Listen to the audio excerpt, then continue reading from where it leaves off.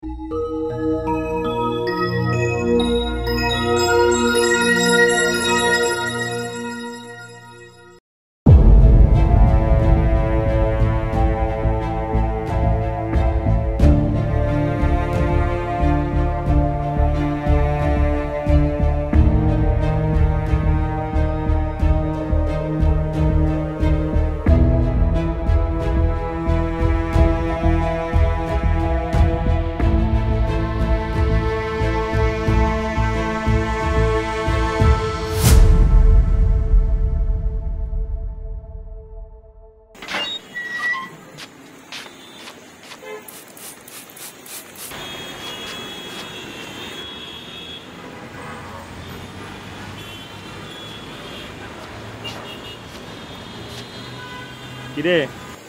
কেমন চলে? চলে আর কি।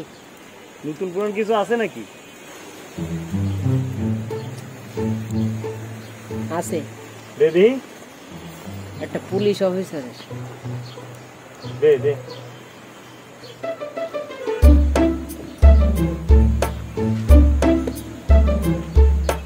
দাবি তো দামি মানে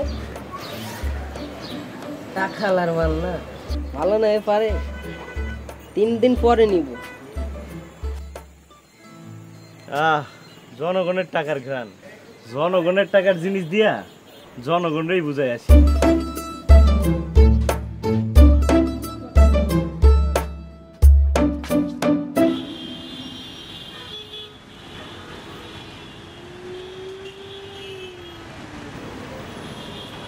কি ব্যাপার রফিক সাহেব, লাঞ্চে যাননি? এই তো যাব। হাসনাত স্যার, ভালো ময়না পাখি পাওয়া যাবে কোথায়? একটু কাইন্ডলি যদি আমাকে একটু ইনফরমেশন দিতেন। ময়না পাখি? আপনার ঘরে আসমানের মতো জীবন্ত ময়না পাখি থাকতে আপনার খাঁচাবন্দি ময়না পাখির শখ উঠলে কেন? ঘরে বন্দি পাখির জন্যই তো খাঁচাবন্দি পাখি নিতে চাচ্ছি। তাছাড়া মামনিকে কথা দিয়েছিলাম, কথা রাখতে হচ্ছে আর কি। আচ্ছা আচ্ছা আচ্ছা আচ্ছা, আপনি কাঁটাবন যেতে পারেন। কাঁটাবনের পেট শপগুলো অনেক ভালো হয়।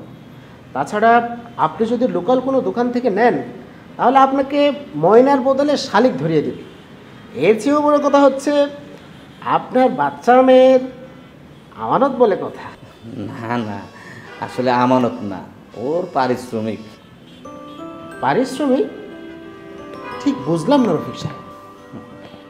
হাসনাত সাহেব, বিষয়টা হলো কি, আমার মেয়েকে বলেছিলাম আমার বাসার সামনে যে জায়গাটা আছে ওখানে যদি ও ফুলের বাগান করে ফুল ফুটাতে পারে তাহলে আমি ওকে ময়না পাখি কিনে দেব। তো আশ্চর্যের বিষয় হলো ও একাই এখানে ফুলের বাগান করে ফেলেছে। বাহ, দারুণ তো। আজ সকালে বাসার থেকে বের হওয়ার সময় দেখি একটা গোলাপ চারায় সুন্দর ফুল ফুটে আছে। রফিক সাহেব, ময়না পাখি ছাড়া কিন্তু আজকে ঘরে ঢুকতেই পারবেন না। আপনার জন্য দরজা খুলবেই না। আপনি ঠিকই বলেছেন, ওরা মা মেয়ে মাঝে মধ্যে এমন জট বাঁধে, পাখি ছাড়া আমি বাসায় যাইতে পারবো না।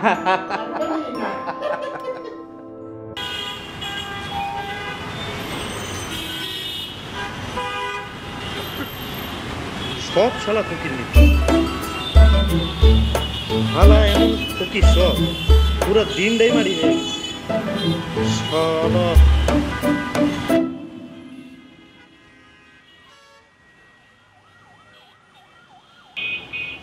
আরে কি অবস্থা? আনিস কই? কেন, আনিসকে কি আমার সঙ্গে আসার কথা? দেখ, কোনো ক্লিনিকে গিয়ে বসে আছে। ও বসবে ক্লিনিকে? ওর যা আছে তাদের 4-5টা ক্লিনিক দিয়ে দিতে পারে। আরে যার কথা বলছি দেখ, তার নিউজ পত্রিকায় ঢাকা মেডিকেল কলেজের বার্ন ইউনিটে ডাক্তার আনিসের হাত ধরে অদ্ভুত পরিবর্তন। বাপ রে, ও তো আজকাল দেশের আইকন হয়ে গেল রে। ওর দ্বারা সম্ভব। দেখ কত সাধারণভাবে চলাফেরা করে।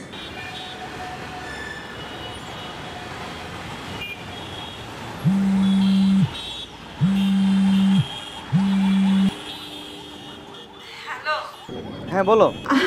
আসমানের গায়ে গরম ডাল পুড়ে শরীরে অনেকখানি পুড়ে গেছে। কি বললা? কিভাবে, কখন? তোমাকে অনেকক্ষণ ধরে ফোন দিয়েই যাচ্ছি, তুমি ধরছো না। আমি তো স্যারের রুমে ছিলাম, ফোন তো ডেস্কে ছিল। এখন তোমরা কোথায়? আসমানি কোথায়? আমি আর সিয়াম ওকে হসপিটালে নিয়ে আসছি। হ্যাঁ আমি আসছি। ডাক্তার কি বললো? তারা বলেছে শরীরের বেশিরভাগ জায়গা পুড়ে গেছে, তারা প্রাথমিক চিকিৎসা দিয়েছে, বাকিটা নাকি ডক্টর আনিসকে ছাড়া সম্ভব নয়। তিনিও নাকি ছুটিতে আছেন, তার সাথে যোগাযোগের চেষ্টা চলছে। তুমি তাড়াতাড়ি চলে আসো। আমি আসতেছি, আমি আসছি।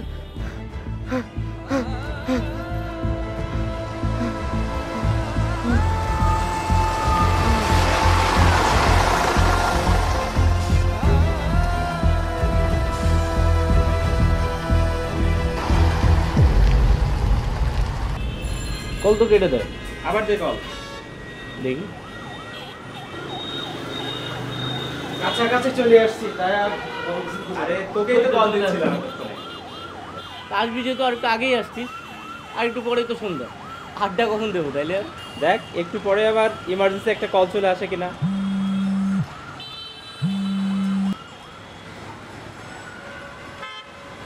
জি স্যার। হ্যাঁ স্যার, স্যার আমি আসছি স্যার। দোস্ত, একটা ইমার্জেন্সি কেস, আমাকে যেতে হবে। মাত্রই তো আসলি। আচ্ছা আজকে না তোর অফ ডে? আসলে আমার আজকে অফ ডে, কিন্তু একজন ডাক্তারের অফ ডে বলে কিছু নেই। প্লিজ দোস্ত, তোরা মাইন্ড করিস না, আমাকে একটু যেতে হবে প্লিজ। পরে তোদের সাথে আমি মিট করব। যা তাইলে আর।